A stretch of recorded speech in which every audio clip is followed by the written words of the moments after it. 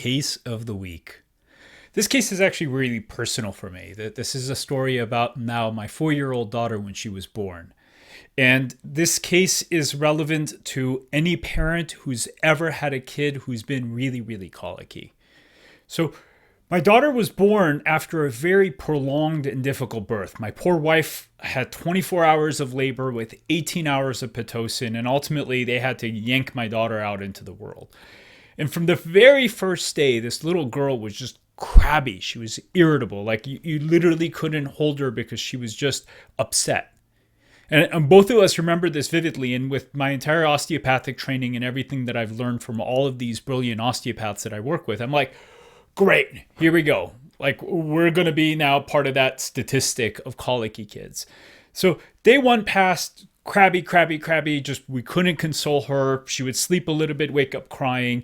Day two, kind of the same story. So finally, I called up one of my buddies, Eric Dolgen, just incredible osteopath. I mean, my wife calls him a Jedi. This guy, in one treatment, got rid of literally years of back pain that she endured. So for all of you people who don't know who osteopaths are and you haven't worked with a good craniosacral therapist or a chiropractor before, especially in this world of cranial osteopathy and some of these other healing modalities, it is incredible. It is incredible what these people can do.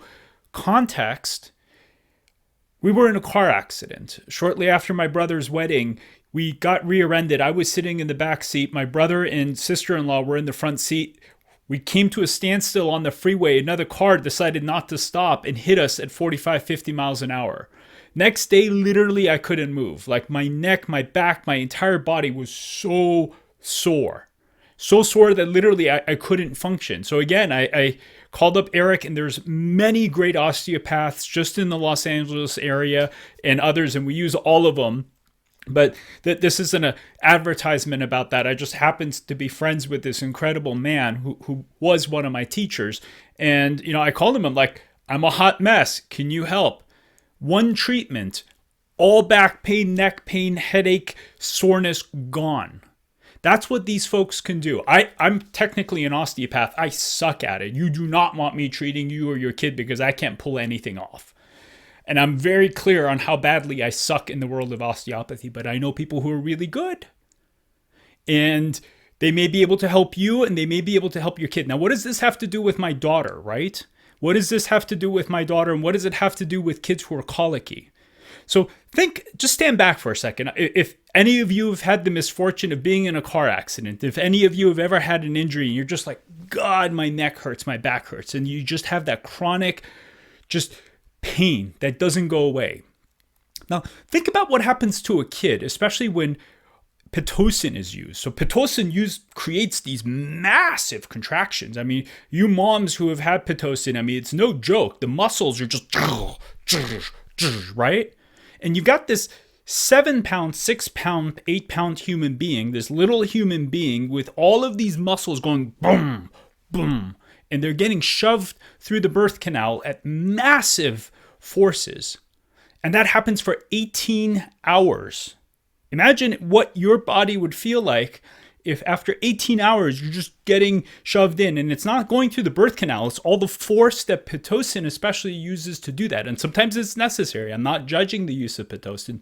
We had to use it for both of our kids to get them out, and that's fine.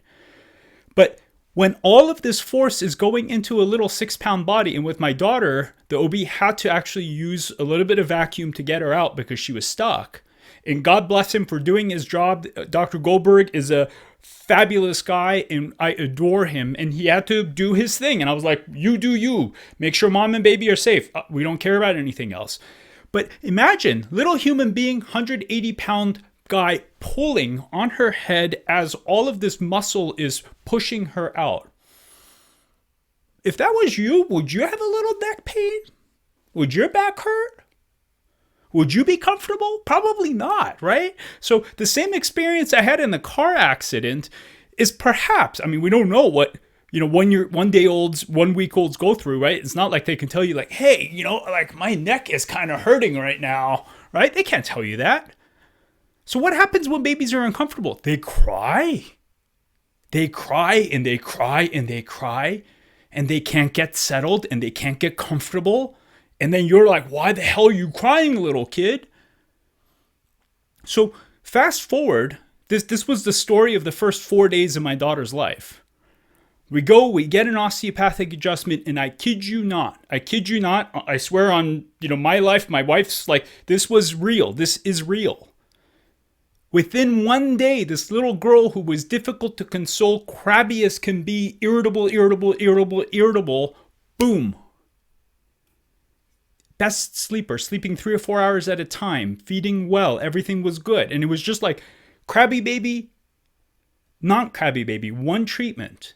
Now, sometimes it takes a little bit more work to that. And sometimes it's because the kids have tongue ties. It's sometimes because they have a poor latch. Sometimes they have digestive issues. So this isn't the cure-all for everyone. This isn't that every kid with colic gets a treatment and they're better. But when you have that story of intense contractions with Pitocin, plus or minus a vacuum or other assisted delivery, and then from the moment the baby is born, and this is one of the things that's very, very specific.